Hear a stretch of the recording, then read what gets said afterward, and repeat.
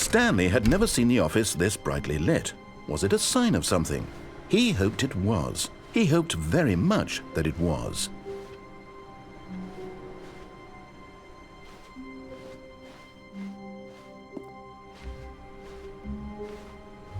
It takes a lot of humility to carry a bucket so magnificent. Stanley checked his ego and then proceeded onward. Stanley clutched the bucket tightly to his chest. This was not the correct way to the meeting room, but Stanley had felt the bucket calling to him, telling him that the employee lounge was simply the place to be. And here it was. Had the bucket turned out to be correct? No, never mind. The bucket was wrong. Stanley took the door on his left to go back to the meeting room. No, said the bucket. don't go to the meeting room. Go somewhere else. The cargo lift, yes. Go there. Go to the cargo lift. Good, said the bucket. Now ride the lift all the way to the top. There's something up there I need you to do. Stanley did not question why or how this bucket was speaking to him. It should have alarmed him, of course, because buckets can't talk. But Stanley chose not to think about this obvious fact. He was firmly convinced that the bucket had spoken to him, and he unthinkingly did whatever the bucket asked.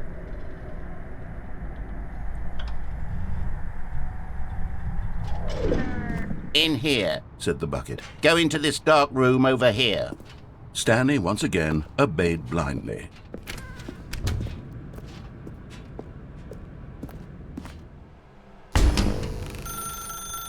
Now pick up the phone, said the bucket. Pick up the phone and it will take us back home, where we can go about life together. Whoa, hold on. Why did you unplug the phone? Were you trying to resist the bucket's orders? Stanley, I was joking. Obviously, the bucket isn't talking to you and telling you to do things. Buckets can't talk. It was a joke. Don't you get the joke? It's funny, Stanley. A talking bucket. Can't you see? Oh, goodness. I must have really bungled up the delivery if you actually took me seriously. Where did I mess up the joke? Should I have paused for longer or spoken quicker? Comedic timing is so difficult. I wish I were better at it. But there isn't exactly an instructional video on comedy that one can watch to fully... Oh, wait, yes, there is. It's sitting right here. Let's take a look. What is comedic timing? What is comedic timing? How does it work? How long should it last? How can it be used to effectively silence your political enemies? And more importantly, can it be taught in its entirety within 90 seconds? Thankfully, the answer to all of these questions is yes. Let's dive deeper. If you've ever told a joke or made someone laugh, in all likelihood, you did it while standing 50 to 80 centimeters from them in a room of no more than 76 degrees Fahrenheit, with one of your arms raised straight upward at a 15-degree angle from your body. These are the optimal conditions for good comedic timing. To begin the joke, start by stating and spelling your name. Next, provide a brief synopsis of the joke, including the specific times at which the recipient of the joke will laugh, and then spell out your name a second time. With these steps complete, it's time to begin the humor. Speak the entire joke in no more than 18 seconds and no less than 13 and a half, pausing only for bathroom breaks when necessary. When the joke has concluded, it is customary to inform your listener that the joke is over by declaring in your loudest possible voice, "I'm Doney with the funny." Let's practice screaming, "I'm Doney with the funny" now.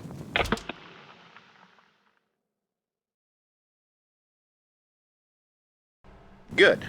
This saying is a perfect example of expectations management, which is the cornerstone of good comedy. Finally, it's time to hand out surveys. Collecting hard data from your audience on how rapt they were throughout the joke is the only way to grow or learn as a comedian. An effective survey should be no less than 10 pages long and should include the same question reprinted several times, just to ensure the survey taker is actually paying attention and not simply filling in answers at random. And that's all there is. With these strategies at your disposal, You'll have audiences doubled over in laughter and even tripled over in laughter in no time at all. Just remember to let them stop laughing at some point, you gut-busting little scamp.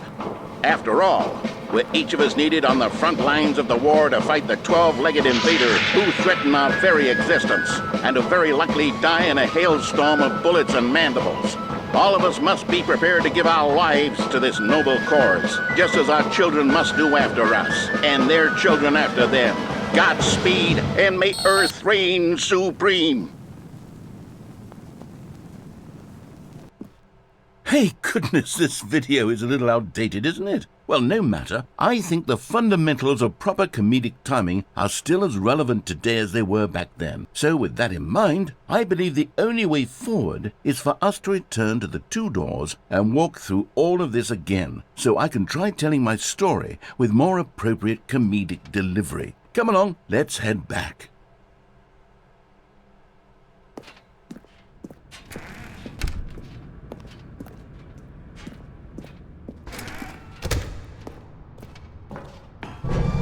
I can feel it.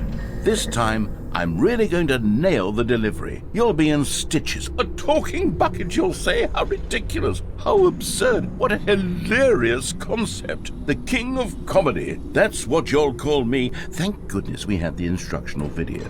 Otherwise, who knows where we'd be right now. Well, I wouldn't be the king of comedy, that's for sure. The bucket spoke to Stanley. The bucket spoke. The bucket spoke. Oh, I'll figure it out on the fly. No need to overthink things.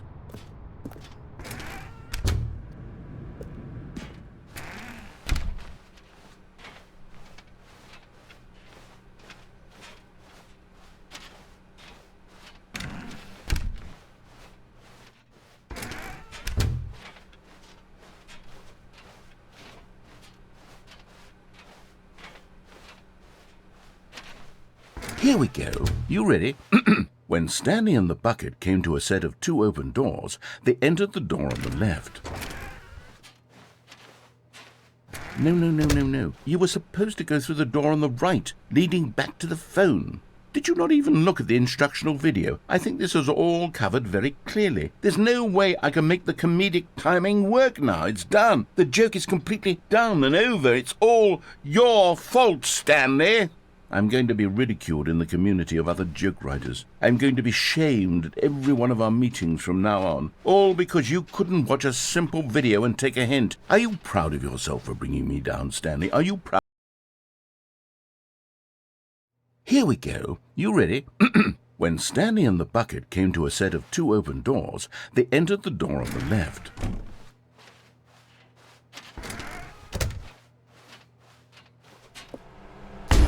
What? We're back at the phone already?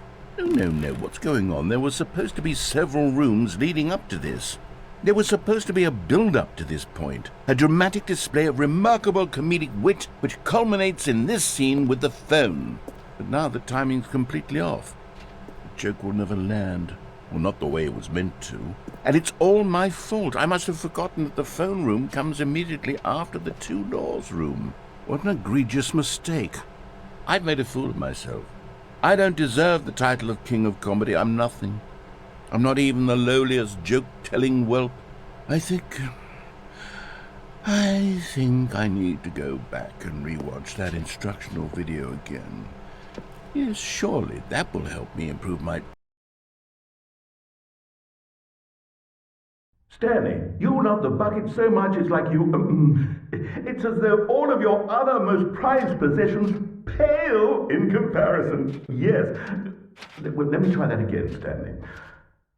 I heard that you are pale with shame over how unabashedly in love with a bucket you are. No? Still not? Is it the delivery? Pale with shame. Pale with shame? Pale...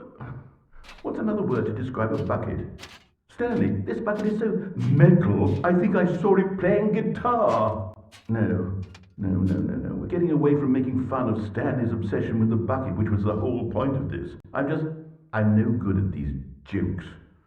I need more instructional videos. That's exactly what it is. That's what will make me the king of comedy again. More instructional videos. Let's see. Let's see.